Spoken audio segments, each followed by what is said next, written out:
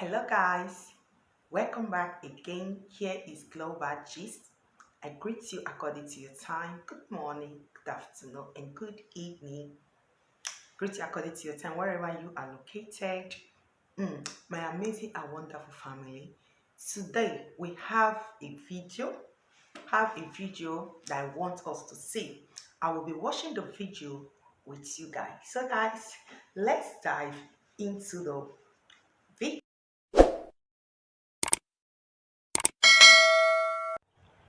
Hello guys, we just still come again with another matter when you just see the rise up now.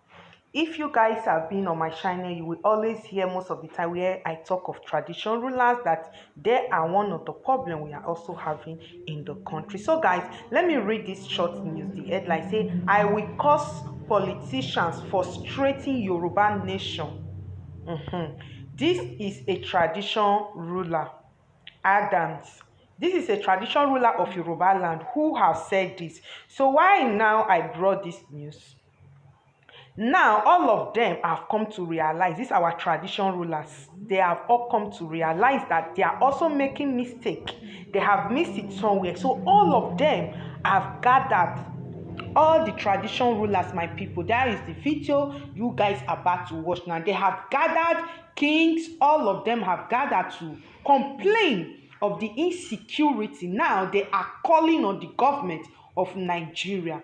That is the video I want you guys to watch so that you will hear every details yourself. The traditional rulers have come to realize that even they themselves are not safe anymore. You guys remember what happened in Bayelsa? Guys, so watch this video. Watch this video and hear it for yourself. See you guys soon.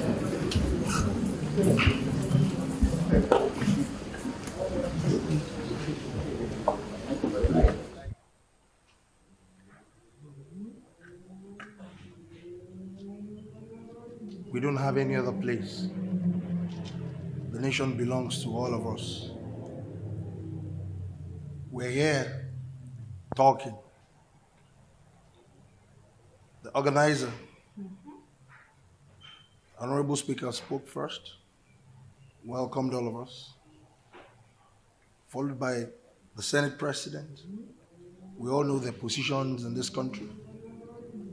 The Senate President is, by virtue of counting this country, is the number 3 man in this country. The Speaker, too, the number 4 man in this country. His Eminence spoke as well, and you can see the trajectory of everything that they are saying the same thing. The gatekeepers of their nation are here, the service chiefs. And if you look at this all, on the average, the age of each and every one of us here is between the bracket of 50 and about 60, early 60s. And anybody can challenge me if I'm wrong. Our dear country that has brought all of us together here, the youngest serving governor is only 46 years old. And we all know the demography of this country. The demography of this country is above 50, all the way to age of dependency is less than 30%. But between the age of 18 to under 40, we have them in numbers of more than 70%. And we're talking about security here. Who are the active participants whenever we have breakdown of law and order? It is the average age of 18 to 39. And that's the truth. Are they ghosts? Are they invisible? The answer is no. They are human beings. Even our laws, our constitution, they will say at some point, very active civil servants will live on the average of 60 years old. Because they know why. Because they are getting tired. Maybe the judiciary extends till 70 years old, some 65. They will even say 35 or 30 years, whichever comes earlier. We all know all these laws. But every time we're talking the talk, we're talking the talk. Number 2 man, number 3 man, number 4 man, they are all saying the same thing the way His Eminence said it. And the participants are not faceless. They are not ghosts. It is very idiotic and stupidity for us to be doing the same thing over and over and over again and expect a different result. We will continue to get the same result. Let's be very truthful and honest to ourselves in this country. We all know the problems. How well are we carrying along these people in that age bracket who are representing that age bracket in this hall? The answer is no. We are not engaging them at all. But whenever we want to go for political posts, appointments, we go back to them. We know the good, we know the bad, and the ugly in their category. As traditional rulers, they are the most active in our system. Let us tell ourselves the truth. They are hungry and they are angry. I repeat, they are hungry and they are very angry. All of us that are here, I'll be very happy if anybody can raise up their hand and say, I can go to my area of constituents, my local governments, and I can stay there in peace for 1 week. Who can do it here? Including our gatekeepers. Who can do it here? Including the Senate President, including the Speaker. But you left the traditional rulers. You left district heads, the baales, to continue to stay there. And you are saying all will be well in this country. We are the ones facing these youths. We know their problems. And we have been talking every time. You sit in beautiful offices and you all think all will be well. Let us be very truthful in this country. Look at this beautiful building. As beautiful as this building is, if the foundation is wrong, the entire building will collapse because the foundation has a problem. In this gathering, the Senate President mentioned the key factor, the collapse of local government. It has collapsed. Let's be very truthful to ourselves. It has completely collapsed because that's the only arm of government that is, number one, the foundation of this country. You don't have any other foundation. We are only building on a castle that has been completely broken down. That is the foundation that will gather the most active age bracket for you in this country.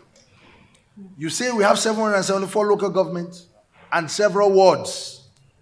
Where do we have the wards being put together? It's under the local government constituency. They are underfunded. You don't even reference them for anything. You don't even care about their administration. Where did we get it wrong in this country?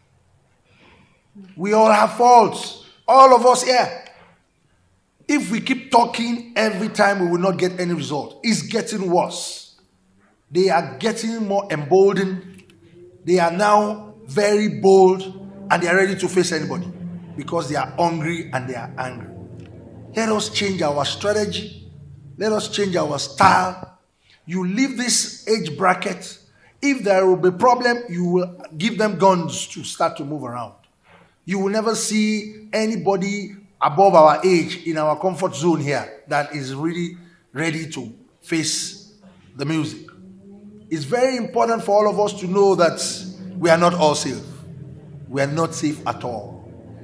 Let us engage a lot of youth organizations that are very relevant, that understands the local government administration, the governance within every district, every category of the localization of this country. Is very important for us, and continue to engage them in every program we do in this country. You have neglected that category completely. The whole we are right now, you have neglected them because they are not represented here. They are not at all. So what are we going to come out here to talk about? And that is our foundation. It is our foundation. We should be very serious in this country now. We should talk very seriously. This issue of security, this national security, is not the problem of the service chiefs. It's not the problem of the lawmakers. It's not the problem of the executive arm of government. It's the problem of all of us. How many of this active population that are under you that you are taking care of? What's the essence of you being a politician? That you cannot even move around freely. You cannot. Nobody. Do you think Abuja is only Nigeria? Or Lagos is only Nigeria?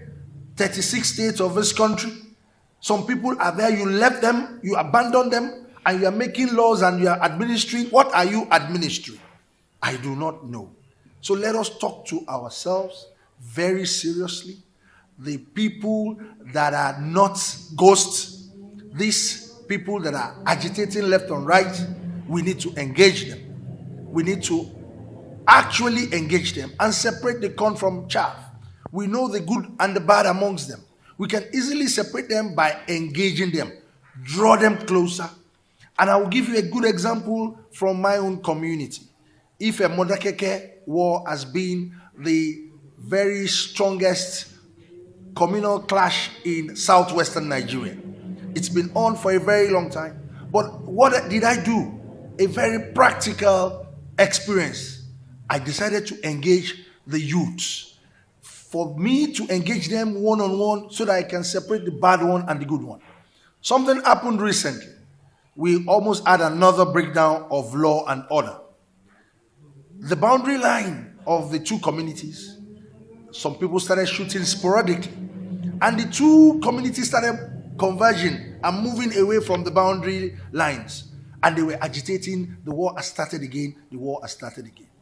I had to come out and call the youths around that we need to do it at the dead of the night. Let us go to the boundary and see the people that are doing all these things.